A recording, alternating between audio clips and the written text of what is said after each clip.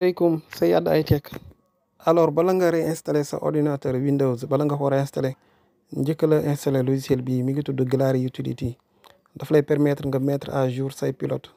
boo ñëwee fii am na fu ñu bind gestionnaire de pilote wala gestionnaire des périphériques fii lay fi ngay mën a sauvegarder pilote yi moo nekk nii gestionnaire des pilotes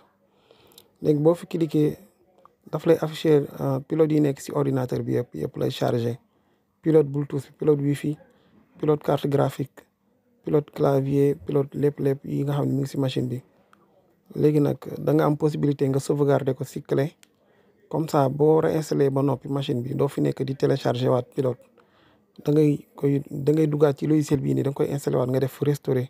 bu gisee am na onglet restaurer moo nekk fii nii am na onglet update restaurer foofu lañ koy restaurer pour bu ko soxlawaatee soo ko dee sauvegarder da ngay ñëw fii nga choisir destination bi par exemple man su ma ko bëggee denc sama clé bi damay créer benn dossier sama clé d'abord maa ngi ko tuddee waa dossier bi mu ngi nii pilote sec ma def ok soo defee ok après di nga ko boobu c'est démarrer bi nii voilà da ngay gis pilote yi dañuy nekk di sauvegarder wu pilote yëpp lay jël après nag su demee ba lépp dugg ci clé bi même boo formaté woon ordinateur bi sax soo noppee même boo amul connexion wala am ay pilote manquant yow da ngay dugalaat sa clé rek nga defaat restaurer boo defee restaurer pilote yëpp dañuy ñëwaat parfois da ngay gis koo xam ne dafa formaté ordinateur am après mu am problème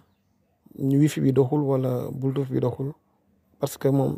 pilote bi la sauvegarder wul woon moo nekk nii dossier bi la koy sauvegarder boo xoolee gis nga liste pilote yëpp ñu ngi nii ay Asus wireless radio yëpp ay pilote yoo xam ne daf ko sauvegarder